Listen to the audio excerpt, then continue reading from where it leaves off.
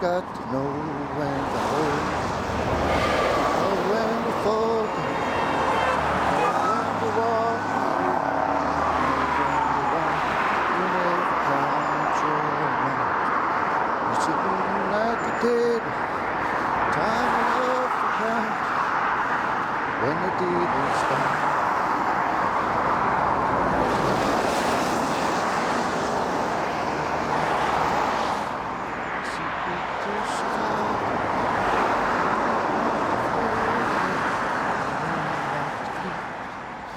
Every hand's a winner, and every hand's a loser.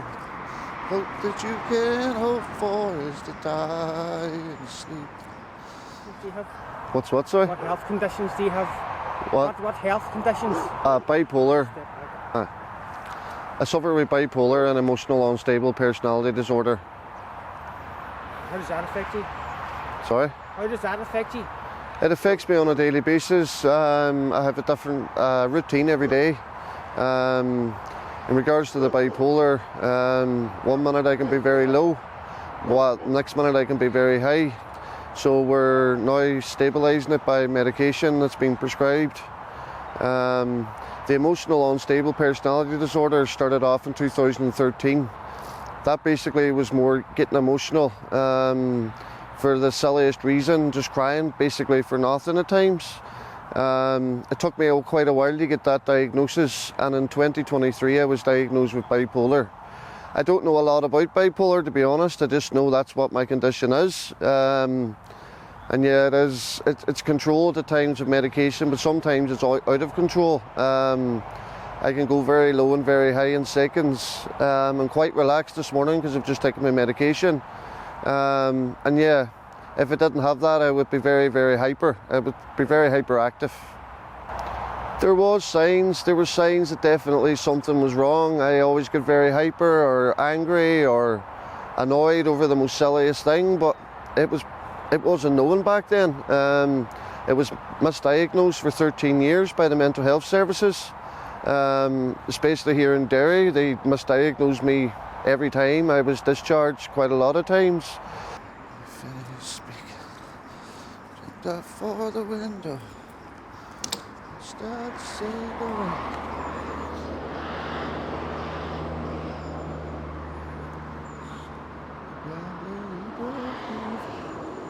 And these final words and final place that I speak, you got to know when to hold, know when to fold and when to walk away, and when to run, you never control me. Sitting at the table, time enough to count when the dealing's done.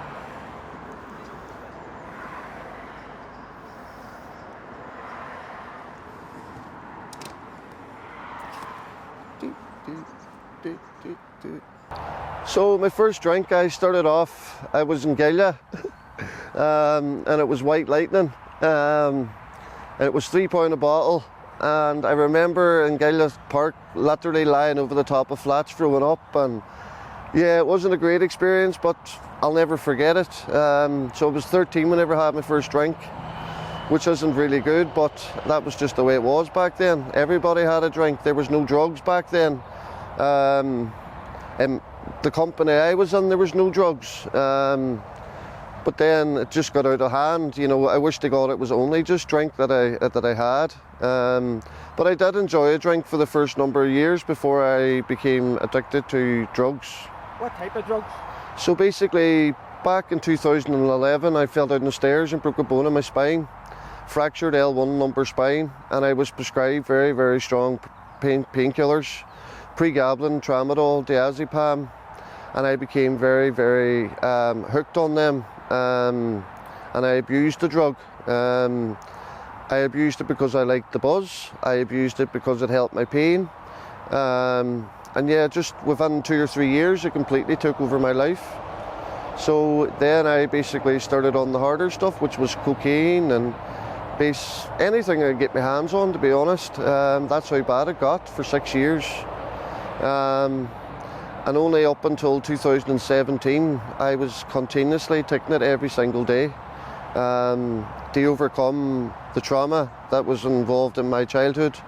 And yeah, I feel that I used that for that reason. I used drugs for that reason, to overcome all the trauma that happened, family matters and so on. But yeah, I'm not proud of that. I'm far from proud. But it was quite easily available back, whenever I was taking it. It still is very, very much available in Derry, and a lot of people don't understand that. They'll not realise they need to get sober until they are sober. You'll never listen to anyone. You'll be in constant denial. You need to make up your own mind, basically, if you want to become sober from drugs or even alcohol. I bought it on the street. It could have been anywhere. There could have been anybody driving around and selling it. It started off with old mates that, one of them was a groomsman at my wedding. He was taking it. They were taking it at my wedding while I wasn't. So I mean, it's more the company I became involved in that was taking it, even though they didn't put it up my nose. I done it myself. But yeah, I think that's a massive part of recovery. It's the company that you keep. Like, I started off with hundreds of friends. In the last number of years, I'm literally on my own for a reason, and that's to stay sober. I haven't relapsed whatsoever. So I'm proud to say today I'm clean 6 years and 7 days. There was good times taking drugs, yes, of course. It started off to be good. It started off to be recreational. You got a good feeling. You thought you were on top of the world. You could have been up to anything, but you actually don't realise how bad you can get. The drugs for me was a release of trauma, but it was also a way of me being able to overcome my bipolar and things that wasn't diagnosed back then. But yeah, it was like fueling a fire. You can't take drugs if you're bipolar. You can't take drugs if you've got a mental health issue. It just brings on a lot more issues on top of that one. It was widely available. A lot of the people I was running with at the time was taking it, so I thought it was okay, but obviously not. My family is completely death on drugs. And yeah, they had to disown me in a way for me to wise up, and but it's called tough love. So everybody thinks that, I've got anxiety, I need medication. Please folks, listen to someone that's been through the bump. You don't need medication if you have anxiety, okay? You don't need that diazepam, you don't need temazepam, you don't need sopaclone to help you sleep. I proved that with the doctors this week. And I'll tell you, it was tough, but I done it, and I never took one sleeping tablet when I was on there. After everything, I was free, okay? And I'm so proud of myself that I passed another drug test, and that's for my family.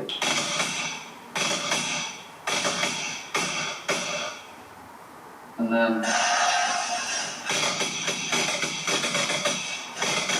a lot of stuff has happened to me. What's the crack, everybody? How you all doing? Everybody's been texting and asking how am I, and wondering am I okay. I was okay, but I'm currently in hospital for my mental health. A lot of stuff has happened to me recently, and yeah, it's put me right down there, leaving me that it felt very suicidal, and my mental health isn't great. Morning people, everybody's going, why is he so fucking quiet? What's wrong with me? Jesus, whenever I'm on, all I get is abuse, and then whenever I don't come on, it's, well, where are you? What are you doing? What's wrong? It's only an app, folks. Literally, only an app. He's all like when you talk. There's some design in there. Your TikTok videos, do you think people that watch them know you're bipolar? Well, it isn't really about the bipolar. It's about my own mental health, my own mental state. If I have a bad day, my music's how I get release. It's not medication anymore, it's not cocaine anymore, it's music and drumsticks, which I have here. So drumsticks is basically my release. I have them here, yeah. So that's the drumsticks. They go everywhere with me. Sean South, folks, from Gary on.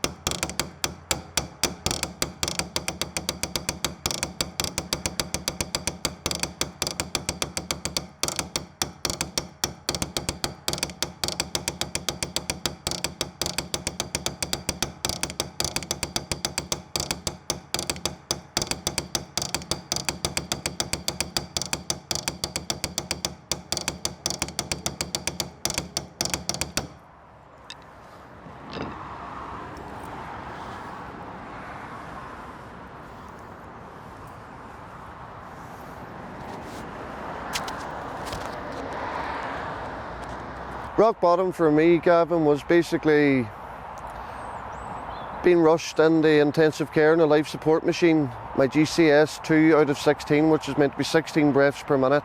I was sitting at 2 at one stage. 15 times in 2015 I tried to commit suicide.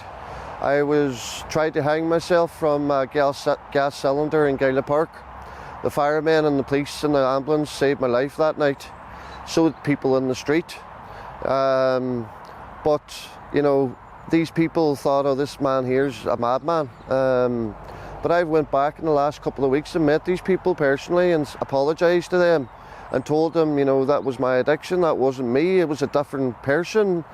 It's as if something else takes over your mind. But rock bottom for me was waking up in life support machines with tubes down my throat, being resuscitated.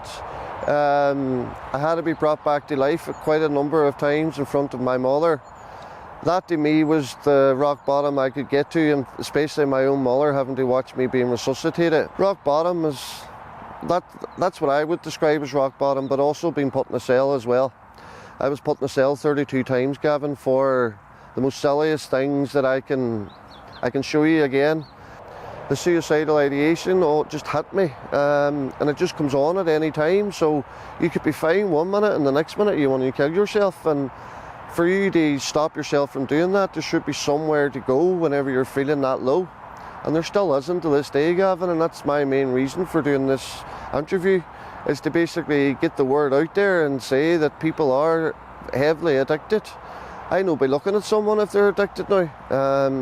I know by talking to someone, and basically I never ever judged anybody, and I never will. It's an addiction. If people's out there selling drugs for money, that's not an addiction, that's completely wrong. They're feeding the addiction of the people that's vulnerable. So, and being vulnerable isn't easy, it's not a good place to be. What's your plans for the future now? My plans for the future is hopefully to drum. I'm setting up a band called Addiction Derry, which is going to be funded by the government, hopefully, for them to fund for uniforms, drum kits, and it's the drum to keep people sober.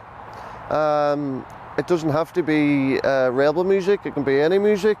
Even though my name is Mickey Rebel on TikTok, it's only an act. I can do any type of music. I sing, I dance, and it's all crack, it's all fun, and that's how I get released, as I said. And I've met quite a lot of people on there. I've got a huge following at the minute, and I've got quite a lot of good videos and content, and I will continue to do so. I want to be able to move forward by hopefully setting up an addiction hub for Derry, somewhere where to go when you feel suicidal.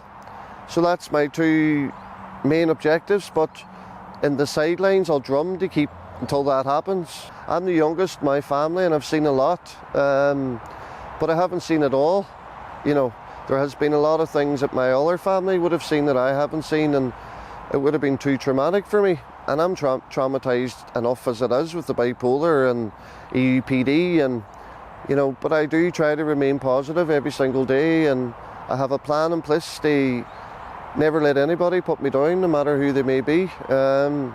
Stay positive, stay strong, and you know, all or nothing. That's what I say, all or nothing. You're a professional. You wound that up like a professional. Brilliant. Good man, Gavin. That went well, I think, didn't it?